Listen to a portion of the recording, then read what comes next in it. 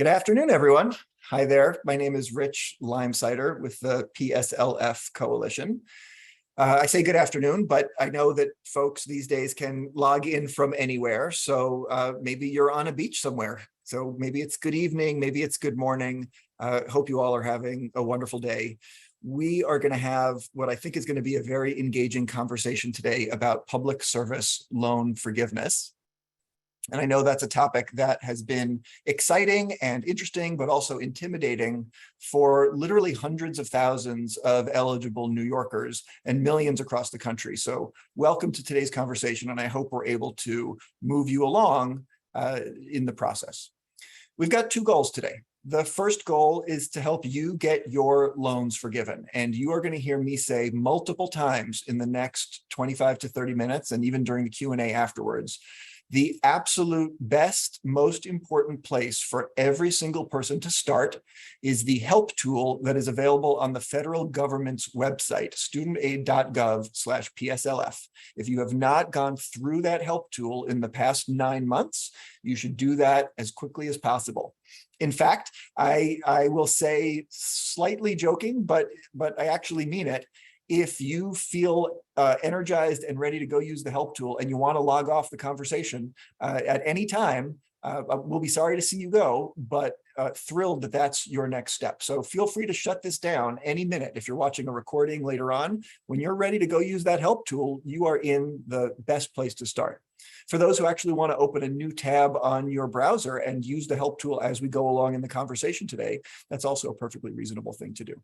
And then the second goal for today is I am going to ask your help. It is wonderful that we have, more than 160 people registered and on the call right now, or at least just about 160, I see.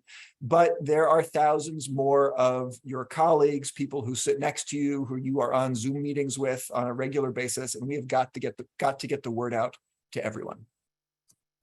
So I represent the PSLF.nyc campaign. We are a nonprofit effort that just started a couple of months ago. Very excited to have some really terrific partners, now dozens and dozens of partners. And our goal statewide is to help the 540,000 people in New York State who both have federal student loans and also work in public service. It's that many people. And we are carrying $20 billion in debt that is eligible for forgiveness during this special waiver period.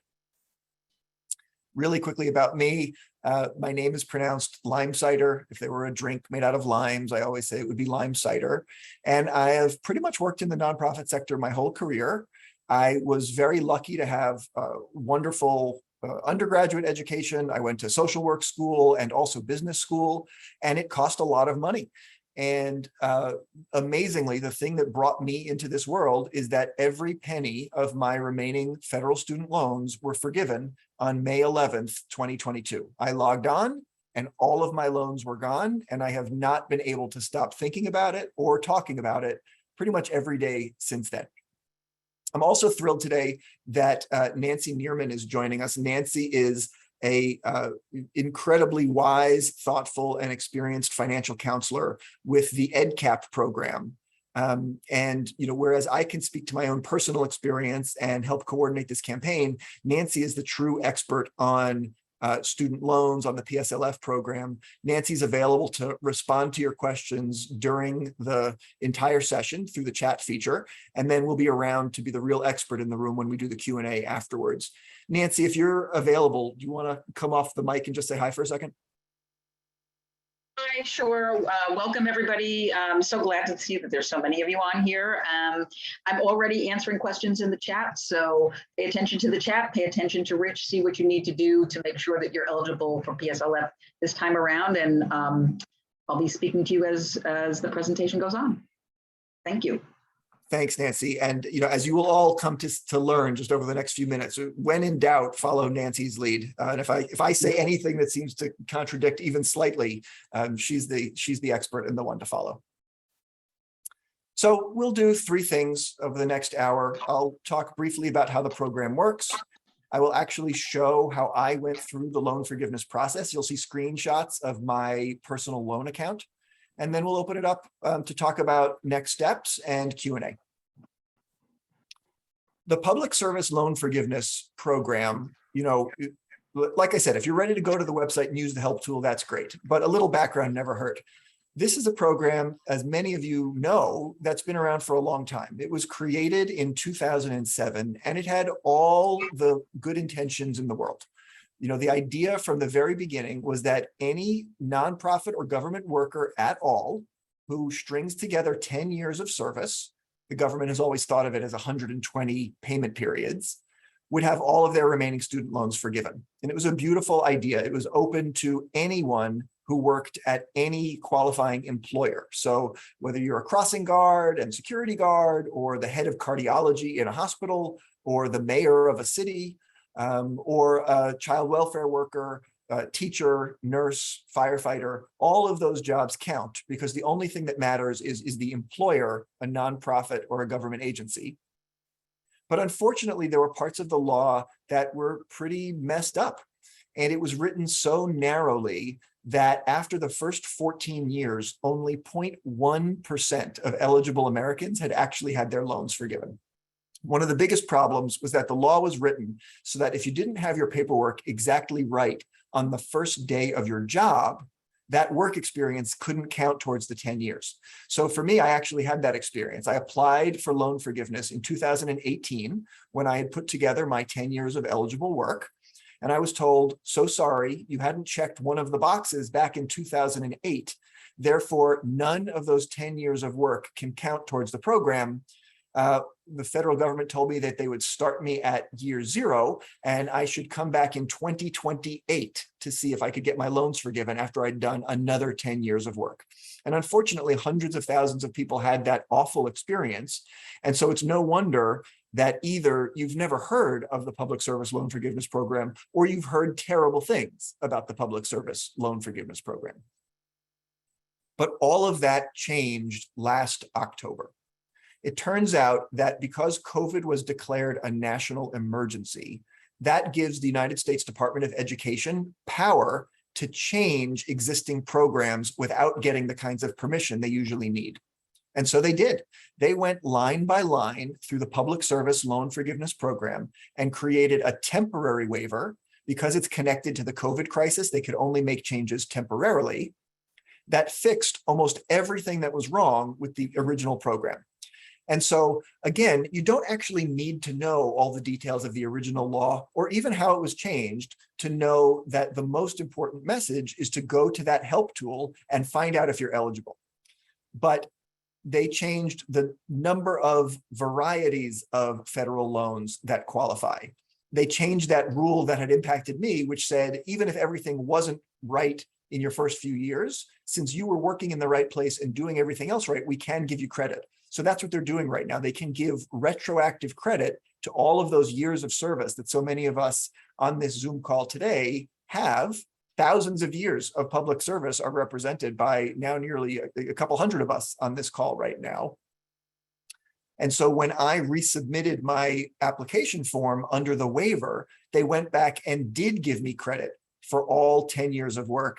In fact, in my case, and in a couple of particular cases, they actually will repay you for overpayment. They determined that I had been in the right loan type for 11 and a half years, not just 10 years. They put a year and a half of student loan payments back into my bank account. It was a pretty incredible experience. So the moral of the story is pretty straightforward. Every single public service worker who has student loans should use the help tool at StudentAid.gov. Don't knock yourself out of the game. Don't overthink, oh, maybe I'm ineligible for this, or I'm ineligible for some other reason. Let them tell you you're not eligible. Go to the help tool, work it through, and see what the recommendations are. It's a 20-minute process. We'll actually show it in just a second. Unless you are a financial counseling expert and are 100% sure that you are not eligible, it is worthwhile to find out where you stand. And especially if you've been rejected before or even explicitly told you weren't eligible in the past, this PSLF waiver is a completely different ballgame. It is time to try again. And I especially want to point out for those of us, but then also in the conversations we have with our colleagues, because of that special allowance for giving backward-looking credit only during the waiver period, even those of us who have fewer than 10 years of service must act now. If you have a colleague who's only been at work for 3 years, only has 3 years of public service while they've been paying down their loans, they still need to get their paperwork in by October 31st. Because again, when we go back to November 1st, the program doesn't disappear. It just goes back to the crummy old version of itself. When we hit November 1st, that colleague of yours won't be able to get those 3 years of credit. They'll be reset to start at zero, just like so many people were in the past. So we want all of our colleagues to get the credits they deserve, even if it's only 3 or 5 or 6 years. We want them to be on step 6 out of 10, so that they're only 4 years away from getting their loans forgiven, not 10 years away. 2 goals for today: get to that website. I'm so disappointed because it looks like most of you are still on the call right now. So maybe we're not doing it exactly right, but feel free to open it up in a new tab. We're about to dive through what this help tool looks like. And then I'm going to ask you a couple of specific ways you can help us spread the word. So there are really 4 key milestones before submitting your application. Number 1, get to that help tool. Number 2, the government does still require that at the time your loans are forgiven, you have what they call the direct type of federal student loan. That's one particular variety of the kinds of loans that the federal government has given out over the past 30 years.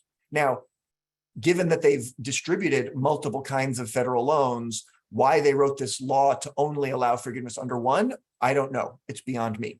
But the good news is, during the waiver period, you can transition whatever current types of loans you have for the vast majority of those loans into what is called a direct type consolidation loan.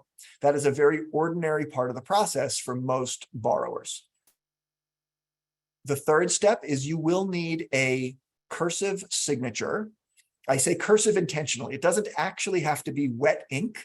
If your employer has a digital image file that looks like a cursive signature of the right person in HR, that's totally fine. But you will need a cursive signature on the federal government's employment certification form. I'm sorry. Mr. I'm sorry. Sorry. Yes, I'm going to ask everyone to hold Hello? questions until the end, if that's all right. So the government will ask for all of those employer certifications, and they only qualify, again, if you had a nonprofit or government job during the time. Hi, can you all hear me okay? Yes, we can hear, but there's somebody else that has their mic open periodically. Yeah, I'm going to try to mute all the other mics and see if we can get through it. Let's see how we do. Here we go.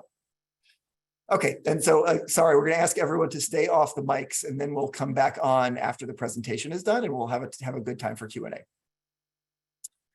So eligible jobs are nonprofit or government jobs at a time that you had student loans and at any time since 2007.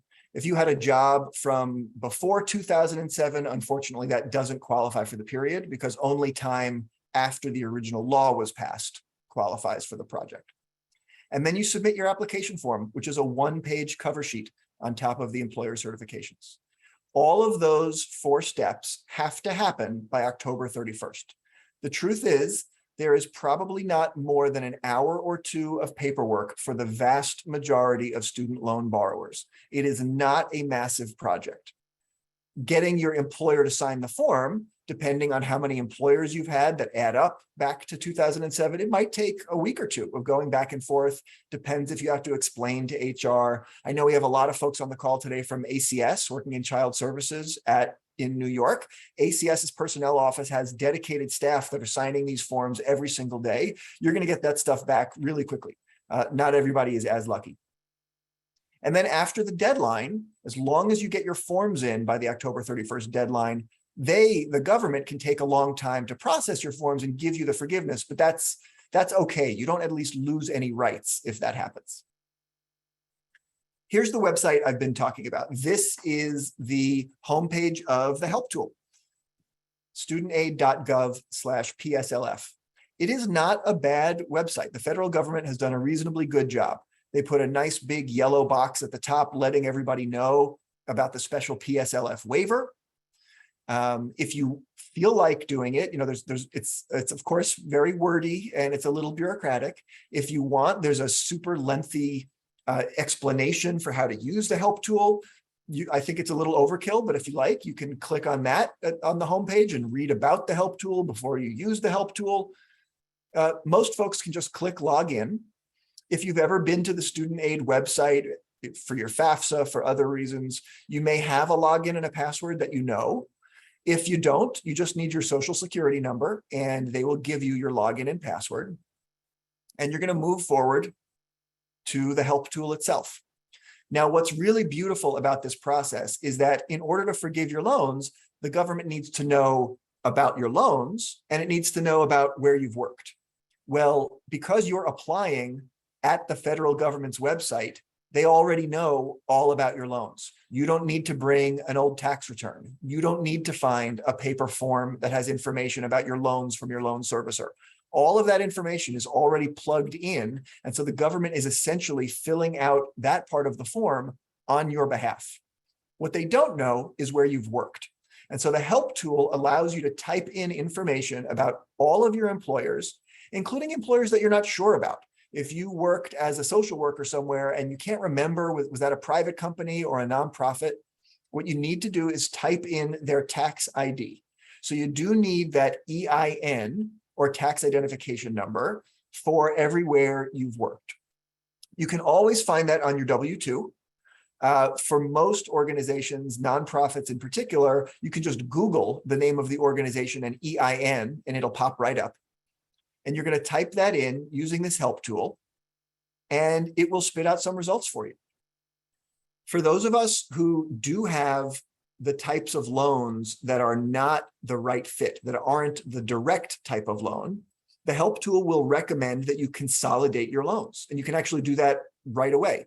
That's another 15 or 20-minute process. It's not that complicated.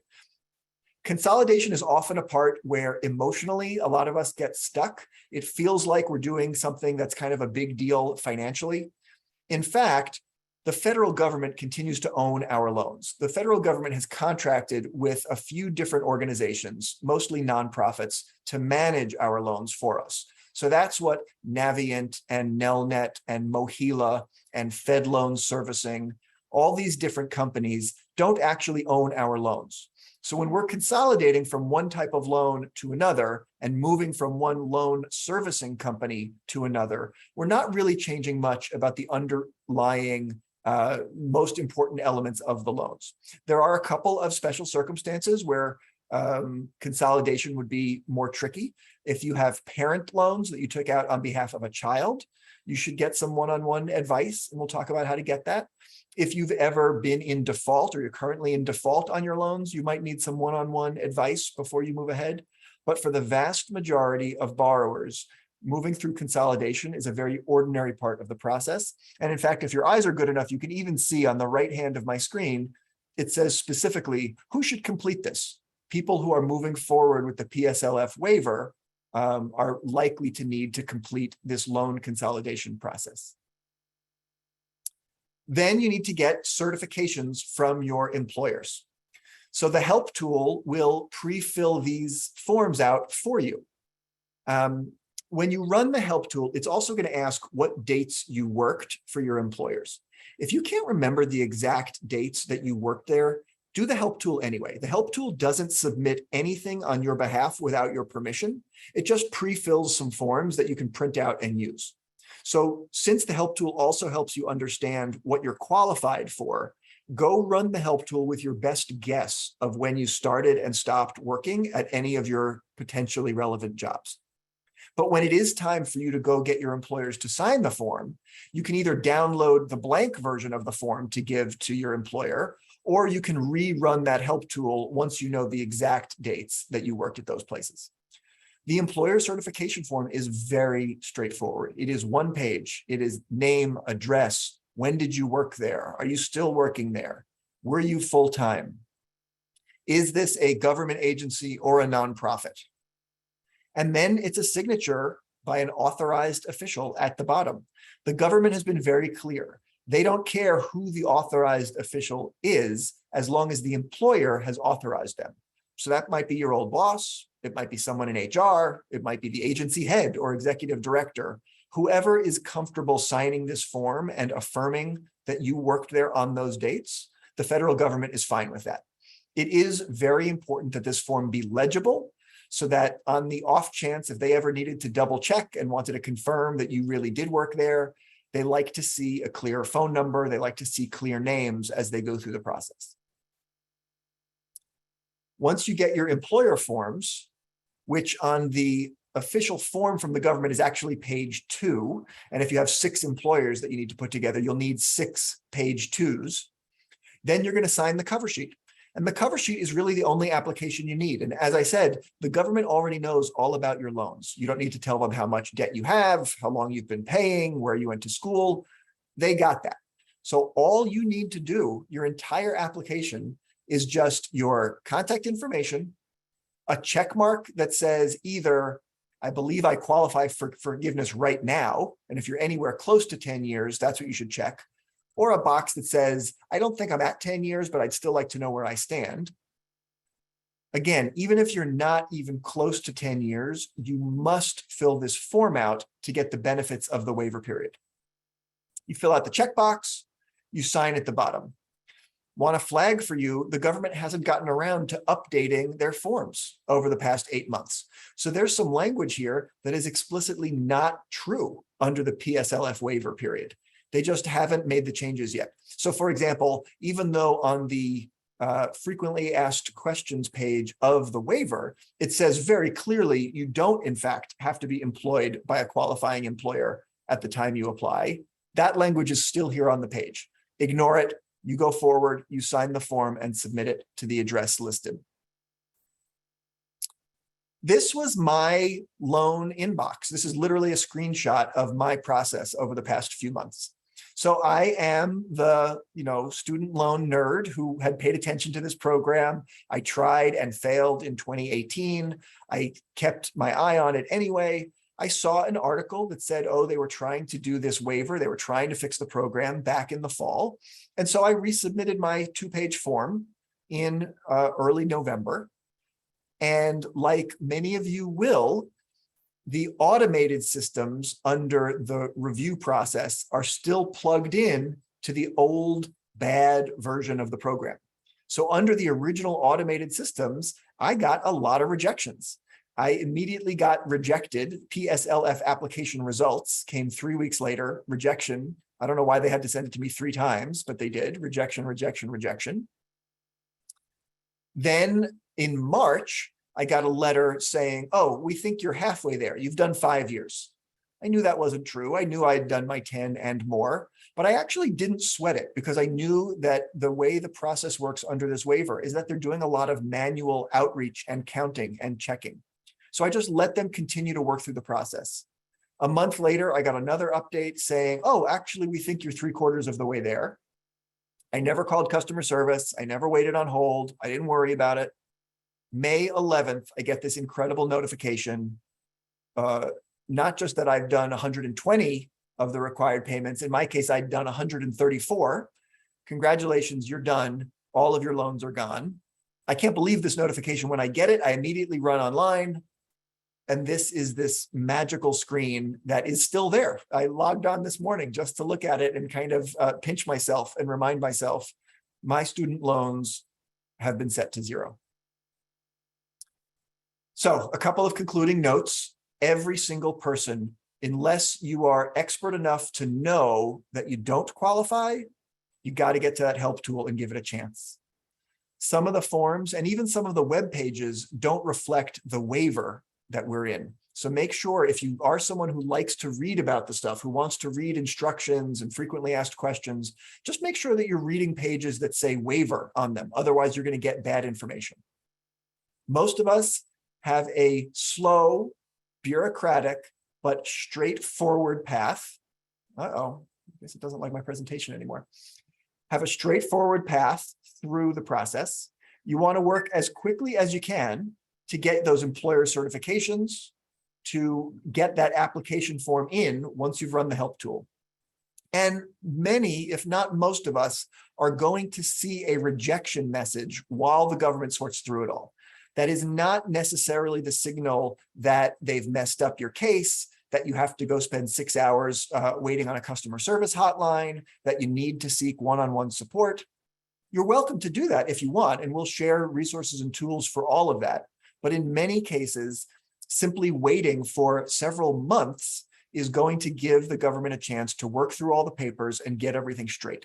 You will not be sacrificing any of your rights or privileges under the waiver. As long as you got your forms in by the 31st, you can wait 6 months. And if the government has still messed up or not gotten it right after 6 months, then you can check in with them and find out how it's all going. But it is not necessarily the right thing, the best thing for you to do, to kind of be on them immediately and worried about why these rejection messages are coming through. They're going to come through for a lot of us. And as I said, help is available. Nancy just today, and then her organization and some other terrific organizations. In particular, if you do have Parent Plus loans, if you have loans that are currently in default, I want you to think about getting some one-on-one support. So 2 goals. We've been very clear. There should be no confusion. Let's get your loans forgiven. Let's get you on that website. But then I do need your help. We are doing the next webinar, this webinar, on Tuesday, 10 a.m. There is absolutely someone you work with who also has student loans, who didn't get on it the way you did, who didn't jump on the call today, who didn't click the link and sign up. They're feeling overwhelmed. They think it might be a scam. They have shame or concerns about the loans that they've been living under for years and years. Forward the information to your colleagues, to your friends, to family members. Let's get them on this webinar on Tuesday, please.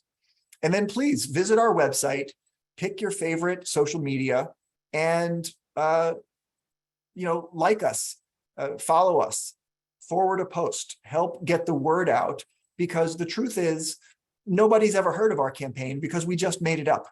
So this is a challenging message to send. This is something that can sound too good to be true. And if these 540,000 New Yorkers in the state, 250,000 in our city, if they don't hear it from somebody they know and somebody they trust, they aren't going to go through with it. So we have to have your help. Please make the commitment, spend 10 minutes today after we get off this call and help us spread the word. If you do need more help, there are really fantastic resources available. These slides will be available. We're going to share them out after the conversation. But in New York City, the financial empowerment centers provide one-on-one counseling. You can sign up at nyc.gov/talkmoney or call 311. The EdCap project is a fantastic statewide effort. That's where Nancy works, and she represents that excellent organization. Their website is here, but they have an 800 number. You can call it between 9 and 4 any weekday and get a response. You can send an email to their inbox and get replies. And they also have availability for one-on-one conversations and counseling. And then nationally, for anyone on the call or who knows someone who is outside of New York State, the Institute of Student Loan Advisors also offers free email support to anyone in the country. They have an email address via this website where you can go and ask your questions. But again, and I can't say this strongly enough, none of these resources make any sense until you have completed the help tool. The help tool doesn't submit anything on your behalf. Nothing bad can happen. It is just a process for finding out where you stand. So until you have done your 20 minutes at StudentAid.gov, logging in and using the help tool, it really shouldn't be necessary to follow up with any of these one-on-one resources, as wonderful as they are. And I guess I have double slides in here today, and also reminding folks that our office hours for PSLF.nyc are also available by Zoom. That's it. That is the presentation. Again, super disappointed that so many of you are still on the call. I really wished all of you would have logged off and started working on the help tool by now, but we are glad to stick around. I'm going to stop the recording in a moment. We'll come off of the slides and we'll look forward to participating in the Q&A.